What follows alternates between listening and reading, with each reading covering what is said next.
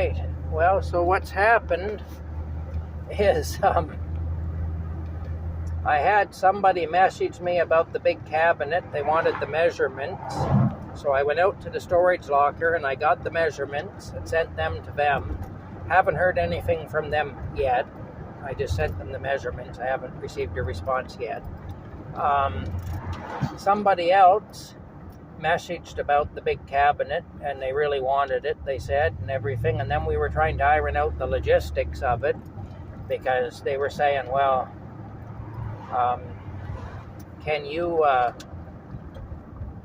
they were saying, well, you know, I was trying to, if they were going to come out,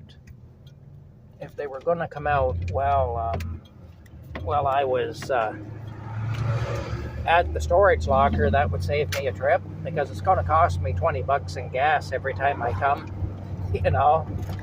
And also there's just the time and the wear and tear on the truck. Plus I'm also doing these other jobs. And so just to coordinate with all that, and I'm not always sure, you know, I can't say day to day when I'll be working and when I won't be working. And so anyway,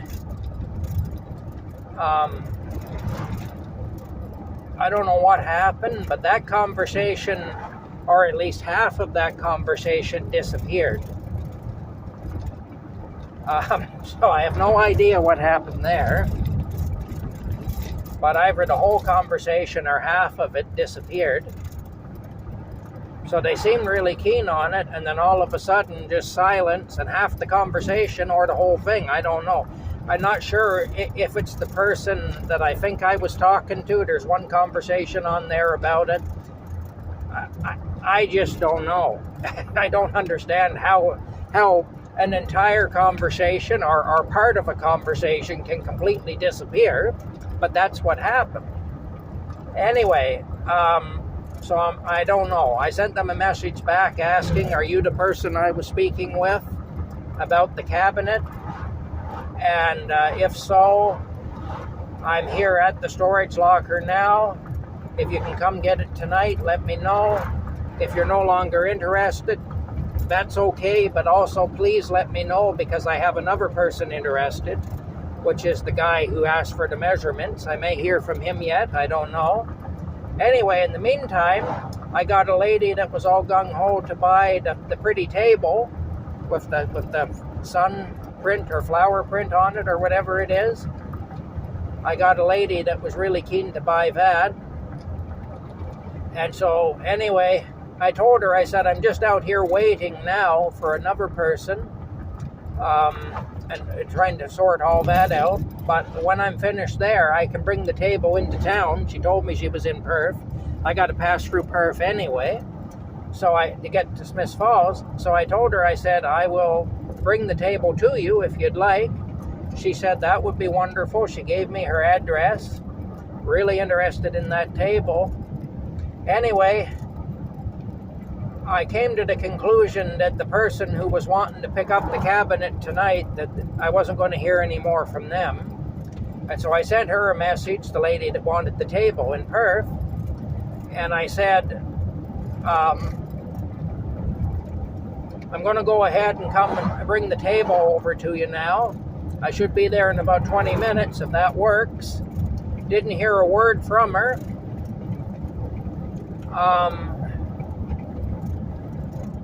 So I sent her another message. I said, I'll be in a big white Dodge truck. I'm leaving now. And then I left. Went into Perth from the storage locker. Now I'm on my way back out to the storage locker. I packed the table into the back of the truck. I wrapped it all up in towels and blankets because I don't want it to get any more scarred up than it already is.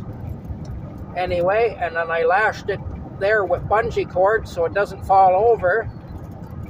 And I brought it into town. Well, I find the address, and she's standing in the front yard with some guy.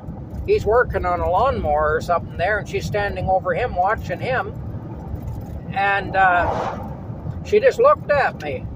Well, I turned the truck around, and I came back, and I get out of the truck, and I walk over there, and she says, are you the guy with the table? Do you have the table with you? And I said, yes. I said, it's me. I said, you're the lady I was speaking to, Ben. And she says, Yes, but I've changed my mind.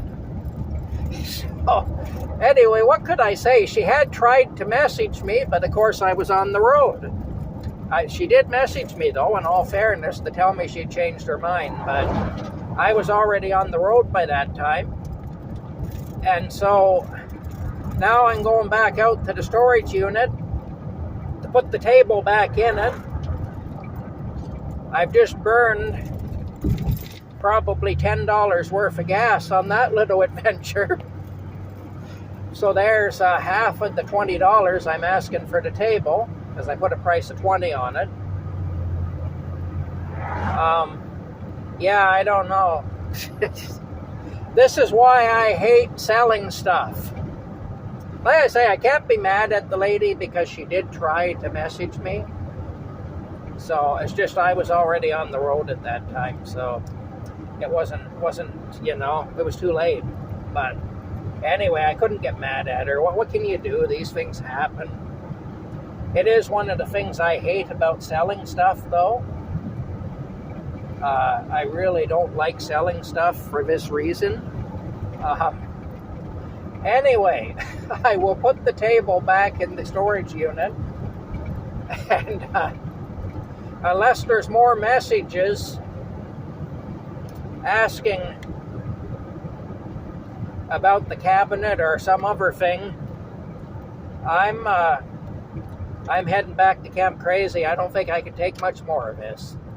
Camp Crazy just might not be the craziest place after all. I don't know. I think maybe Facebook Marketplace tops it. Oh, anyway, I'm turning off now onto the road here. Let's see. It's actually kind of comical. But every time I try to sell stuff, I have these problems anyway. It's always the same.